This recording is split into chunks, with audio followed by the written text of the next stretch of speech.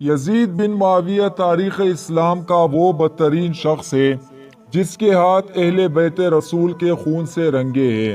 اس کی سیاہ شخصیت اور کارنامے فرعون، نمرود اور قارون کے ساتھ ملتے ہیں، جس کا انجام آخرت میں بھیانک ترین اور باعث عبرت ہوگا۔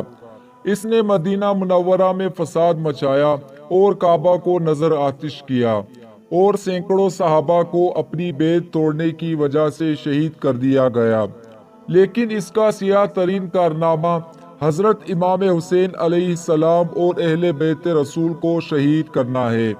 یزید ملعون کا پورا نام یزید بن معاویہ بن ابو سفیان الاموی تھا، جس کی ولادت 25 ہجری یعنی سن 645 عیسوی میں حضرت عثمان غنی رضی اللہ تعالیٰ عنہ کی دور خلافت میں ہوئی۔ یزید کی ماں میسون ایک عیسائی عورت تھی جس کا تعلق شام کے کلبیہ قبیلے سے تھا۔ یزید کی پرورش شام کے دیہات میں ہوئی اور ایک عیسائی دایا نے اس کی پرورش کی۔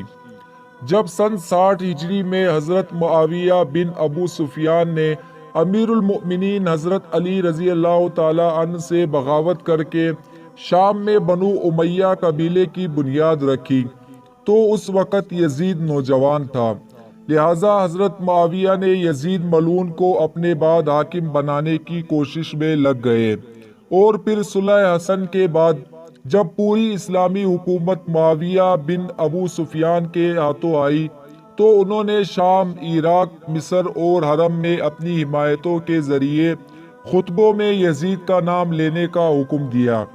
نیز تلواروں کی زور اور دیناروں کی تھیلیوں کے ذریعے گورنروں اور سپاہ سالاروں کو یزید کا حمایتی بنایا گیا۔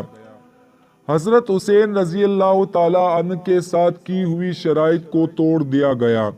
سن 60 ہجری میں نبی اکرم صلی اللہ علیہ وسلم کی پیشن گوئی کے مطابق یزید تخت نشین ہوتا ہے اور تاریخ اسلام کا ایک سیاہ باب کھل جاتا ہے۔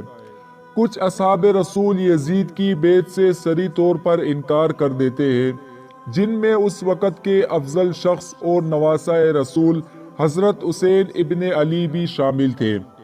اس بات کا بہت زیادہ اندیشہ تھا کہ کہیں اسلامی حکومت کے اندر بغاوت نہ ٹوٹ پڑے اور لوگ حضرت حسین ابن علی کو اپنا رہنما بنا کر خروج نہ کر دیں۔ اس جرم میں امام حسین اور اہل بیت رسول کو سن 61 ہجری میں میدان کربلا میں یزید کے حکم سے شہید کر دیا جاتا ہے، اور ان کے سر کو بطور عبرت شام کے بازاروں میں نیزوں کے اوپر بلند کیا جاتا ہے اور لوگوں کو دکھایا جاتا ہے کہ بغاوت کا کیا انجام ہوتا ہے۔ یزید کے ذاتی زندگی کو مورخین نے فحاشی، برائی، خباثت اور سرکشی سے بھرا ہوا لکھا ہے۔ امام طبری نے نقل کیا کہ صحابہ رسول حضرت عبداللہ بن حنظلہ رضی اللہ تعالیٰ عنہ اور اصحاب کی ایک جماعت نے جب یزید کے متعلق معلومات کی اور اس کے دربار پہنچے تو اسے ایک سرکش حاکم پایا، لہٰذا حضرت عبداللہ بن حنظلہ رضی اللہ تعالیٰ عنہ کہتے ہیں، خدا کی قسم ہم یزید کے دربار سے اس حال میں باہر نکلے کہ ہمیں آسمان سے پتھر برسنے کا خوف تھا۔ وہ ایک بے دین، شراب خور، کتوں اور بندروں سے کھیلنے والا اور زنا کرنے والا شخص تھا۔ علامہ مسعودی لکھتے ہیں کہ یزید کی زندگی فرعون کے مثل تھی۔ شہادت حسین کے بعد بھی یزید ملعون نے لوگوں پر بدترین ظلم کیے۔ جب مدینہ والوں نے اس کی بیعت توڑی تو اس نے شامی لشکر کو مدینہ بھیجا اور مدینہ کو 3 دنوں کے لیے سپاہیوں پر حلال کر دیا۔ ان 3 دنوں میں سپاہیوں نے مدینہ والوں پر مسلسل ظلم کیے، صحابہ کرام کو قتل کیا، لوگوں کے مال لوٹے، عورتوں کے ساتھ زنا کیا اور مسجد نبوی میں اپنے گھوڑے باندھے۔ پھر 63 ہجری کے آخر میں جب حضرت عبداللہ بن زبیر رضی اللہ تعالیٰ عنہ نے مکہ میں اپنی عمارت قائم کر دی تو یزید کے حکم سے شامی فوج نے مکہ پر چڑھائی کر دی اور حرم میں منجنیقے پھینکے، جس سے کعبہ میں آگ لگ گئی۔ بیت اللہ کی ایک دیوار بھی شہید ہو گئی۔ بقول اسیران کربلا یزید کے حکومت کے اب گنتی کے چند دن رہ گئے تھے اور وہ دنیا اور آخرت میں تباہ و برباد ہونے والا تھا۔ یزید کے موت کے متعلق مورخین کے الگ الگ روایات اور اقوال ملتے ہیں، جن میں سب سے زیادہ باسند اور صحیح قول یہ ہے کہ شہادت حسین اور ہرہ کے واقعے کے بعد جب یزید اپنے جشن اور تکبر میں مست تھا، اس وقت اس نے مکہ پر حملہ کرنے کا حکم جاری کر دیا۔ یہ سن 64 ہجری ربیع الاول کا مہینہ تھا۔ چند ہی دنوں میں وہ ایک موذی بیماری میں مبتلا ہو گیا۔